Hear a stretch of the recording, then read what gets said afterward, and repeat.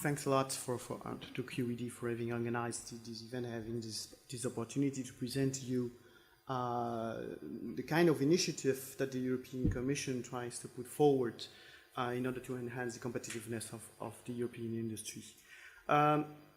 Just to recap a bit where we come from, and typically we have one objective, which is to ensure that any industry, wherever it is situated, big or small, and not only the ones in Germany or in France, I mean everywhere across Europe, could actually benefit from a digital transformation to either make smarter products, and here we are taking off embedding digital innovation into all kinds of products, even everyday objects, like shoes, making smarter shoes maybe, and helping you to have a better control over your gait, over your well-being, or transforming the processes, the manufacturing processes, that is producing probably new shoes much more locally, if we even think 5-10 years ahead with 3D printing. So producing these shoes typically on the spot with the color according to your physical value. Or to change the business model. And we have heard the example of Philips Lighting, which is no longer selling now light bulbs, but which is selling light as a service. Well, Rolls-Royce started the movement already some years ago. They don't sell aircraft engine anymore. When you buy an aircraft engine from Rolls-Royce, what you buy is hours of flight with that aircraft engine, including maintenance, including everything. And we see that going more and more. So what we have as an objective is to make sure that any industry, wherever it is situated, whatever its size, can undergo a digital transformation to make smarter products, use smarter processes, or change their business model. That's really the key of the initiative, which we announced in a communication, Digitizing European Industry, which was adopted in April this year. So what does that mean once we have said this? It means that we need, first of all, to have a strong digital sector. And a strong digital sector is where the source of the digital innovation will come from. And I will come to that one. Plus, the fact that we need to also make sure that we have an outreach of this digital innovation to industry. To the guy around the corner who is in his shop looking in his balance sheet 6 months ahead. These are the type of people we need to convince for them to take ownership of the digital innovation, to actually transform. And we need also to put a number of a policy framework around it in order to make sure that all of this happens with a safeguard of the current job and employment that we have. That includes upskilling, reskilling of the current workforce, as well as preparing the young when they will hit the labor market, and a number of regulatory framework that probably need also to be put in place. And there are a number of them already in the pipeline, which you probably have heard of, such as the communication of the free flow of data, or the liability for autonomous systems. So I will talk a bit more about it. If we look at the 5 main action lines that we have proposed, these are, first of all, a governance framework. Is how can we have, together with the member states, together with the region, a way to disseminate the best practice to make sure that the national initiative on digitizing industry, such as Industry 4.0 in Germany or in Austria, Smart Industry in Sweden, in Holland, Alliance pour l'Industrie du Futur in France, that they can talk together and that they can exchange best practice and that they can learn from each other. And that's also making sure that the countries who have not yet had such an initiative can actually start one for the benefit of their own industry. So this is the governance framework. That was one of the big action lines. Together with this, we have a number of meetings and conferences, and the next one to come will be end of January, the Stakeholder Forum, which will take place in Essen in Germany. So you can actually drop me an email and I will forward you an invitation for this.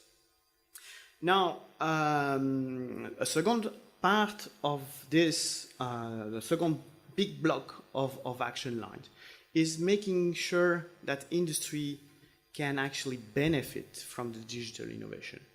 The problem today is the following, is that an entrepreneur does not know really what is the return on investment of digital innovation. What does it mean in the end on my balance sheet? Plus, there is a number of uncertainty with respect to maturity, with respect to vendor lock-in. They need to have a safe place where an entrepreneur can actually test and experiment with the digital technologies before they can make a decision to invest in their own transformation. Buying a robot, buying and putting it in place on the shop floor together with the line of production is not an easy decision. So we need to make sure that we can give the facilities to those entrepreneurs to actually test the digital innovation. Here, what we have proposed is a network of digital innovation hubs across Europe. The Digital Innovation Hub is actually a service which the competence centers developing digital innovation could actually help entrepreneurs to identify. They would make a technology audit and they would provide one solution, and the solution that fits better the typical need of that entrepreneur.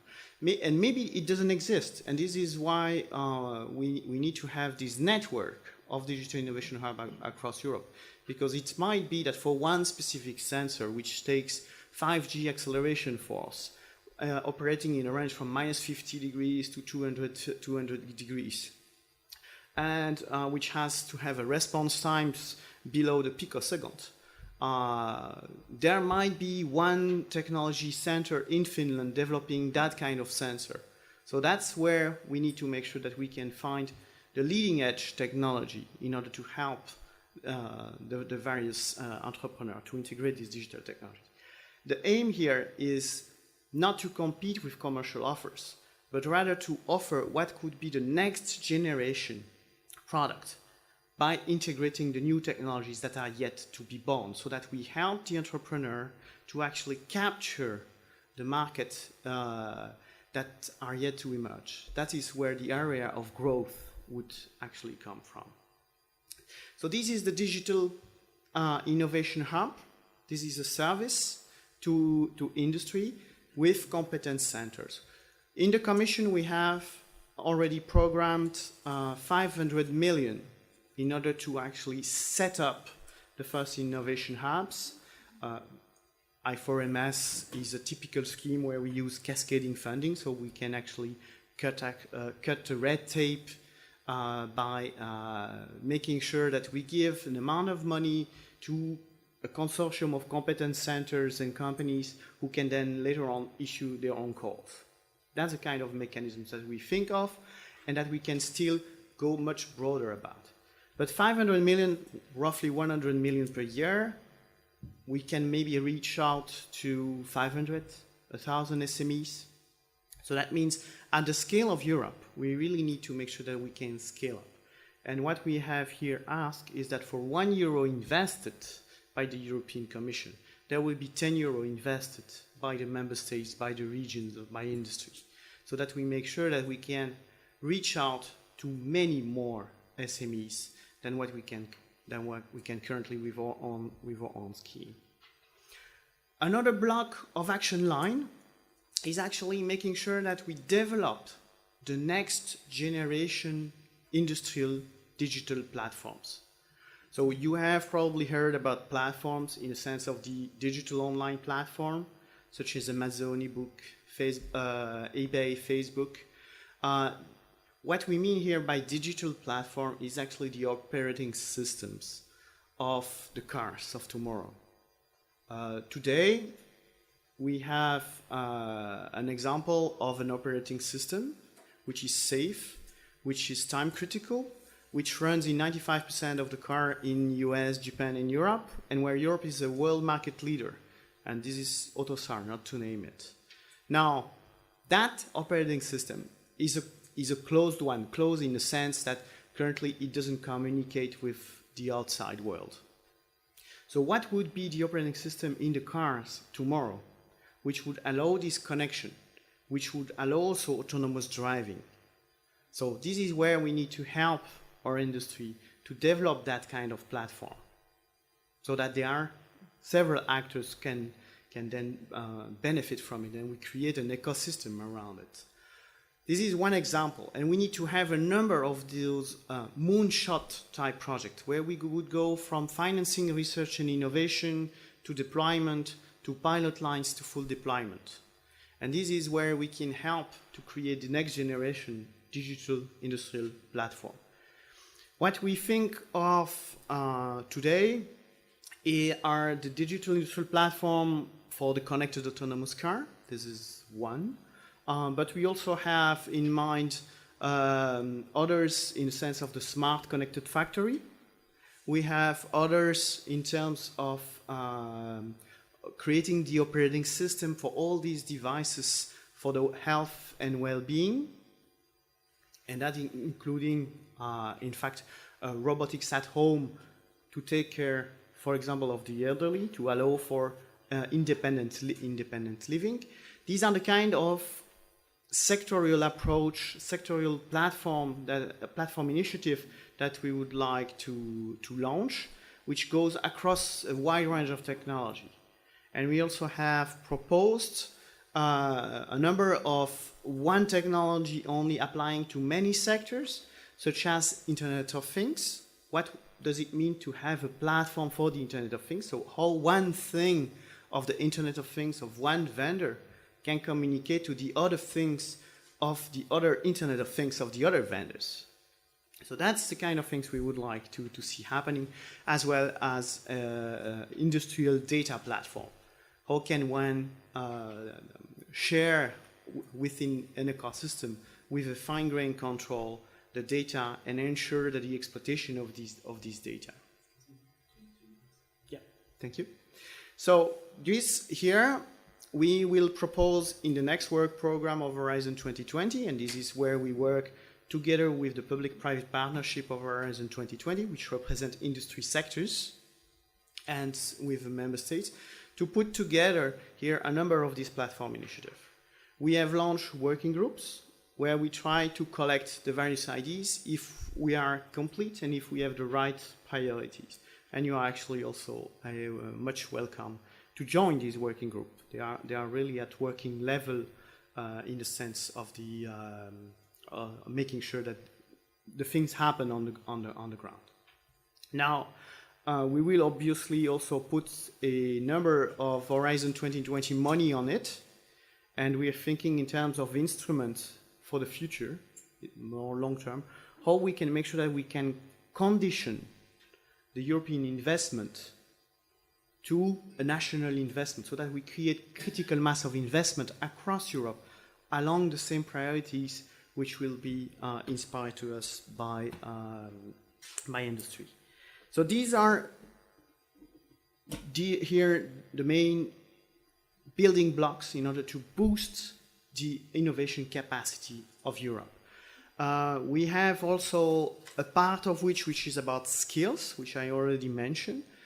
Skills is a much touchy area in the sense that this is a competence of the member states or of the region, where the European Commission has only a role of facilitator, and that's the role we are going to play.